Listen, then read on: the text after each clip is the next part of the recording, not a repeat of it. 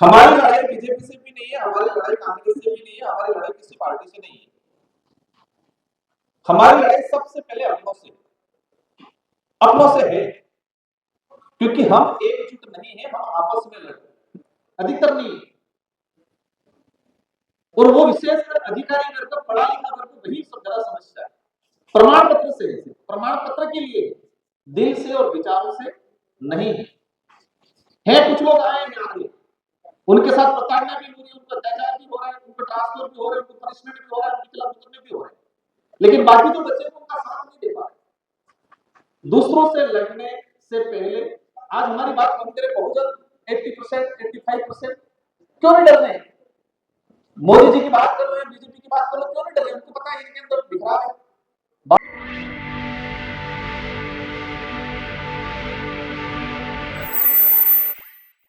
की बदौलत मुझे इस उम्र में और क्षेत्रीय पार्टी, हमारी ट्राइबल पार्टी से चुन के संसदीय क्षेत्र, साथ ही पूरे देश के आदिवासी, दलित, पिछड़ों, बहुजनों का नेतृत्व करने का अवसर मिला। मैं विशेषकर सबको सुनने आया था और मेरे जो विचार है वो विशेषकर सर की बात, तो जब हम कॉलेज में पढ़ रहे थे उस समय से सर के वीडियो हम देखते थे। आज शायद पहली बार हमारी मुलाकात हुई, लेकिन परिचय भी नहीं हो पाया। काफी प्रभावित थे आपसे, आज भी हैं भले, और आपको लगता है कि आप अकेले यहाँ संघर्ष कर रहे हो, लेकिन देश के प्रत्येक कोने में आपकी जो बातें हैं लोग उनको सुनते हैं और उनसे उनको आत्मविश्वास मिलता है। ऐसे कई सामाजिक पदाधिकारी, संगठन के पदाधिकारी हैं। आपका मेहनत कहीं असफल नहीं जाएगा, परिणाम देगा एक दिन। हम ये जो बिंदु है, तो ये समस्या है एक तरह की, और इसका समाधान कैसे करना है उस पर हम चर्चा करते हैं। अब ये समाधान या समस्या जो है, ये समस्या पैदा कहां से हो रही है? ये समस्या कौन पैदा कर रहा है?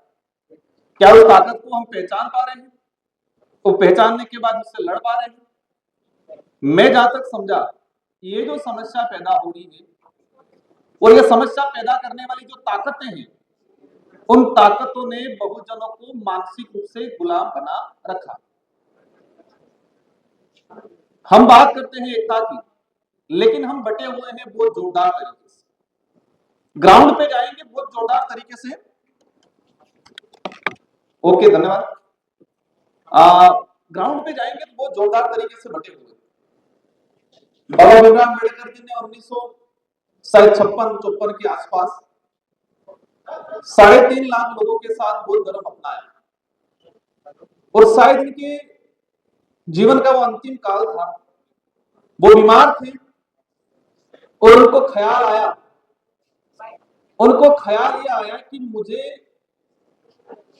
हमारे जो बहुजन है, दलित है, आदिवासी है, उनको एक मैसेज देना है, और उसी उद्देश्य से बाबा साहब ने बौद्ध धर्म अपनाया। और उस सभा के अंदर जो उनके जो कमेंट थे, कई साथियों को जानकारी में होगा, और इससे पहले 1935 में कहा था, मैं अज्ञानता वंश हिंदू धर्म में पैदा जरूर हुआ हूं, लेकिन ये मेरे बस में है कि मैं मरूंगा नहीं। और इसीलिए जब बीमार थे उनको लगा कि मेरा अंतिम समय है और मुझे देश के आने वाली पीढ़ी को, मेरे अनुयायियों को मुझे एक मैसेज देके जाना है। अब जब ये मैंने बात बोली, जो बाबा साहब ने बोला था उसी को मैंने रिपीट किया। अब इस बात बोलते ही मुझे, मेरे को लेके कहेंगे ये तो धर्म विरोधी, बाहर से तो बोलेंगे, लेकिन इस चैम्बर में बैठे हुए हमने से भी कई जने बोलेंगे कि ये धर्म विरोधी और धर्म के, हमारे सामाजिक संगठनों के लोगों की सबसे बड़ी समस्या है या बीमारी है कि हम दो चीजों को छोड़ देते हैं, धर्म और राजनीति। कहते हैं कि राजनीति गंदी चीज है, इस पर चर्चा नहीं करनी चाहिए। दूसरा, धर्म के मामले में नहीं पढ़ना चाहिए। अब चलो मान ली इस दो विषय पर नहीं पढ़ेंगे, लेकिन मुझे बता दें कि इन समस्याओं का पैदा होना क्या ये दो मुख्य कारण एक नहीं है, राजनीति की वजह से। दूसरा, हमारे अंदर इतना धार्मिक बंटवारा है और हम लोग ये समस्या है कि धर्म की लड़ाई होगी तो सबसे आगे रहेंगे, लेकिन अधिकारों की लड़ाई होगी तो बहुजन आगे खड़ा नहीं रहेगा, ना एकजुट हो पाएगा। अब मैं ये नहीं कहता हूं कि आप धार्मिक मत रहो, मैं ये भी नहीं कह रहा हूं कि आप धर्म की लड़ाई लड़ने मत जाओ, पर मेरा ये कहना है कि जब खुद के राइट्स की बात आती है तब हम पीछे क्यों हैं, उस तरफ ज्यादा आकर्षित क्यों हो रहे हैं। हमने कहा कि जातिगत जनगणना, अब जातिगत जनगणना की हम बात कर रहे हैं, सरकार ने के भी दिया, हम संतुष्ट हो गए। लेकिन जातिगत जनगणना से पहले की जनगणना ही नहीं हुई, 2011 से लगा के आज तक जनगणना ही नहीं हुई। जनगणना के बाद जातिगत जनगणना की बात, सरकार ने बिहार चुनाव को देखते हुए, बिहार चुनाव को इसका इफेक्ट सबसे ज्यादा बिहार चुनाव में पड़ता और उस डैमेज कंट्रोल करने के लिए उन्होंने कह दिया कि जातिगत जनगणना कराएंगे और विपक्ष ने इस मुद्दे को छोड़ के दूसरे मुद्दे पकड़ लिए। अगर बिहार चुनाव के दौरान ही अगर मुद्दों को पकड़ा होता तो शायद कुछ हद तक आज जो स्थिति वो नहीं रखी हुई। हमारी लड़ाई बीजेपी से भी नहीं है, हमारी लड़ाई कांग्रेस से भी नहीं है, हमारी लड़ाई किसी पार्टी से नहीं है। हमारी लड़ाई सबसे पहले अपनों से है, क्योंकि हम एकजुट नहीं है, हम आपस में लड़ रहे, भले इस स्तर पे नहीं लड़ रहे, लेकिन ग्रामीण लेवल पे गांवों में आज बटे हुए जोरदार, हम कहते हैं छुआछूत के शिकार है, मनुवादी ताकतों से एक्सेप्ट, लेकिन हमारे अंदर भी कैटेगरी बनी हुई। एससी की बात करो, ट्राइबल की बात करो, मैं ट्राइबल कम्युनिटी से अगर मेरी बात करूंगा, मेरे अंदर हमारी बात आ जाएगी। गौड़ कहेंगे हम ऊपर है भील, मीणा कहेंगे हम नीचे नहीं है भील, भील नीचे, भील कहेगा हम सुपर है ग्रासिया सहरिया, हमारे अंदर डिवाइडेशन। मैंने कई सीनियर अधिकारियों को देखा है, कहते हैं कि एससी कैटेगरी से, फिर कहते हैं कि हम वो वाला एससी नहीं, हम तो वो वाला एससी, हम वो वाला एसटी नहीं, हम तो वो वाला एसटी। आज कैटेगरी की बात करें या भूजन की बात करें, हम प्रमाण पत्र से एसटी एससी है, न कि विचारों से एसटी एससी नहीं है, अधिकतर नहीं। और वो विशेषकर अधिकारी वर्ग, पढ़ा लिखा वर्ग को वही सब ज्यादा समस्या है। प्रमाण पत्र से, प्रमाण पत्र के लिए दिल से और विचारों से नहीं है। कुछ लोग आए हैं, उनके साथ प्रताड़ना भी हो रही है, उनका अत्याचार भी हो रहा है, उनको ट्रांसफर भी हो रहे हैं, उनको पनिशमेंट भी हो रहा है, उनके खिलाफ मुकदमे भी हो रहे हैं, लेकिन बाकी जो बच्चे को उनका साथ नहीं दे पा रहे। दूसरों से लड़ने से पहले आज हमारी बात कम करें, बहुजन 80%, 85% क्यों नहीं डर रहे? मोदी जी की बात कर रहे हैं, बीजेपी की बात कर रहे हैं, क्यों नहीं डर रहे? उनको पता है इनके अंदर बिखराव है, बात तो कर लेंगे ये बहुजन की, लेकिन इनके अंदर इतना बिखराव है जिनकी कोई सीमा नहीं, और सबसे ज्यादा धार्मिक बिखराव। 1956 में 3.5 लाख लोगों के साथ बहुत गलत होता है। आज बहुजन कितने बुद्धिस्ट हैं? उस 1956 में अगर 3.5 लाख लोग अपनाया था, तो आज तो कम से कम होने चाहिए 10-15 करोड़ तो होने चाहिए। कितने हैं? हम बाबा साहब की तस्वीरें या बाबा साहब का नाम ले लेंगे, लेकिन घर में मनुवादी ताकतों से ही कहीं न कहीं इन्फ्लुएंस रही।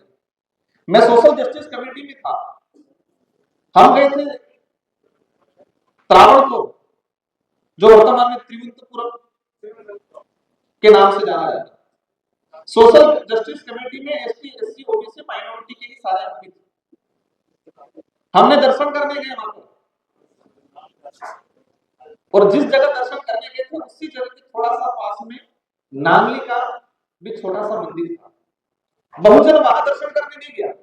उस लेडीज का नाम सुना होगा आपने, कि देश में जब महिलाओं पे स्तन टैक्स लगा था, कि स्तन ढकने के लिए टैक्स देने की परिपाटी थी त्रावणकोर के अंदर, और उस महिला ने उसके खिलाफ आंदोलन छेड़ा था, और इससे प्रताड़ित होकर उस महिला ने अपने खुद के स्तन काट के दे दिए। और जिस राजा ने स्तन टैक्स लगाया था बहुजनों पे, उसी राजा के मंदिर में बहुजन आज दर्शन करने जा रहे हैं, लेकिन बहुजनों के लिए जो लड़ने वाली महिला थी उसको दर्शन तो दूर की बात है, उसको जान भी नहीं। ये एक सिंपल उदाहरण बताया मैंने, ऐसे कई उदाहरण हैं। तो सब एक हम कहते हैं हम पढ़े लिखे हो गए, हम शिक्षित हो गए, हमारे समाज में बहुजन हम तो शिक्षित है, हम शिक्षित नहीं है, अब पढ़े लिखे जरूर हो सकते हैं, शिक्षित तो हमारे पूर्वज थे। आज हमारी नजर में एजुकेशन की परिभाषा क्या है? जिसने डिग्रियां कर ली, अच्छे कपड़े पहन लिए, अच्छी नौकरी लगी है, वो शिक्षित है, ये कहते हैं। जो गांव में रहता है, कभी स्कूल नहीं गया है, नहीं गया, उसको हम कहते हैं शिक्षित नहीं है। वो शिक्षित है, उसको नॉलेज था हर चीज का, सही गलत का भी फैसला करता रहता। आज हम पढ़े लिखे हैं, शिक्षित हैं थोड़े बहुत, लेकिन पढ़े लिखे के नहीं आ रहे, क्योंकि हमको सिर्फ पढ़ना और लिखना आ रहा है, और पढ़ना और लिखना भी वही आ रहा है जिन्होंने दूसरों ने लिखा। गूगल पे आज से कुछ समय बाद आज भी मिलेगा, भारत को पूर्ण आजादी किसने दिलाई? भारत को पूर्ण आजादी आरएसएस ने दिलाई है, गूगल पे बता रहा है। और हमारा पढ़ा लिखा अधिकारी कहेगा बात सही है। उसका तर्क क्या दे रहे हैं कि गोवा के अंदर जो पुर्तगाली थे, तो अंग्रेज तो चले गए लेकिन पुर्तगाली नहीं रहते, और पुर्तगालियों को आरएसएस के स्वयं सेवकों ने जाके बताया वहां पर तिरंगा लगाया। तो भारत को पूर्ण आजादी किसने दिलाई? उस हिसाब से जो कॉन्सेप्ट बताया उस हिसाब से किसने दिलाई? आरएसएस ने दिलाई।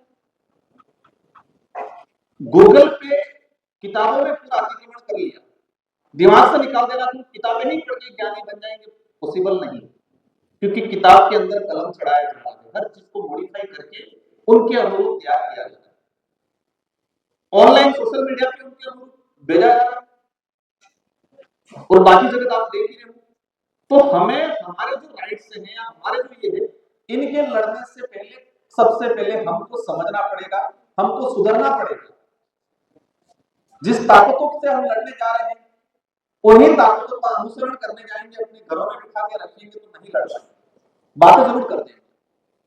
और जो भी लड़ रहा है उसके खिलाफ मुकदमे हो रहे हैं, अन्याय हो रहा है, अत्याचार हो रहा है, तो वहां हम सबको मिलकर साथ देने की जरूरत है।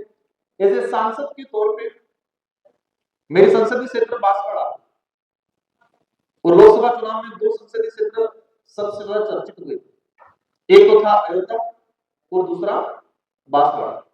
अब अयोध्या किस लिए हुआ आप सब जानते हैं, बांसवाड़ा किस लिए हुआ? लगभग शायद पीएम साहब का सबसे अधिक भाषण 45 मिनट का मोदी जी का, और सबसे विवादित भाषण बांसवाड़ा में रहा। आपने सुना होगा मंगलसूत्र, घुसपैठिए, अधिक बच्चे, कहां दिया था ये भाषण? मेरे संसदीय क्षेत्र में। लेकिन हमारे लोगों को वैचारिक रूप से हमने कह दिया हम आर्थिक रूप से कमजोर रहेंगे चलेगा, लेकिन वैचारिक रूप से हमको अमीर रहना है, मजबूत रहना है, ये काम हम लोगों ने किया। गांवों में जाना पड़ेगा, हमें एक चेन बनानी पड़ेगी, दिल्ली से लगा के देश के प्रत्येक गांव में चेन से हमें जोड़ना पड़ेगा। जब तक ये नहीं कर पाएंगे अवश्य आने वाले समय में समस्या और ज्यादा पैदा होने वाली है, और इसमें 3-4 और चीजें ऐड हो जाएंगी, इतना होगा दूसरा कुछ होना नहीं है। हमने आरक्षण को पूर्ण रूप से लागू करने की बात की, उन्होंने निजीकरण लागू कर दिया। अब हमारा टॉपिक क्या हो गया? निजीकरण में आरक्षण हो गया, क्यों हो गया? 5-10 साल बाद एक चीज और हो जाएगी, वहां पर एक लाइन और जुड़ जाएगी। ये होगा तो सबसे पहले हमको जागरूक होकर संगठित होकर अधिकारों के लिए लड़ना पड़ेगा। बाबा साहब की तस्वीर लगाने से या जय भीम बोलने से भला नहीं होगा, उनको चाहते क्या था, वो मैसेज क्या देके गए, उनको अनुसरण भी करना पड़ेगा अपने जीवन में। इन्हीं शब्दों के साथ आप सबको धन्यवाद। और मैं एक लाइन इसमें मेरे से जोड़ना चाहूंगा। देश के अंदर आज 13 से 14 मतलब 15 करोड़ के आसपास आदिवासी समुदाय है, और आदिवासी समुदाय आरक्षण से ज्यादा लड़ाई लड़ रहा है जमीन की। आज ट्राइबल समुदाय जो है राजस्थान, मध्य प्रदेश, महाराष्ट्र, छत्तीसगढ़, आरक्षण से भी ज्यादा इंपोर्टेंट है जमीन। और इन चीजों पे तो बात करी रही, लेकिन इससे ज्यादा इंपोर्टेंट जल जंगल जमीन की लड़ाई ट्राइबल लड़ रहा है। तो जल जंगल जमीन की लड़ाई के लिए भी ये चीजें होनी चाहिए, क्योंकि वो बात यहाँ तक नहीं आ पाती, और आ पाती तो मॉडिफाई होके आ पाती। पिछले 1 साल के अंदर 350 लोगों को मारा गया सिर्फ जल जंगल जमीन की लड़ाई लड़ रहे थे इस वजह से। 2014 से लगा के 2025 तक 2500 के आसपास आदिवासियों को नक्सलाइट के नाम पे, हाँ ओरिजिनल थे कुछ लोग, लेकिन 90% निर्दोष आदिवासियों को मारा गया है जल जंगल जमीन की। मीडिया में आ रहा है कि ये माहौल, लेकिन वहां पर इतना दोहन हो रहा है, उद्योगपतियों को जमीनें अलॉट की जा रही है, ट्राइबलों को विस्थापित किया जा रहा है।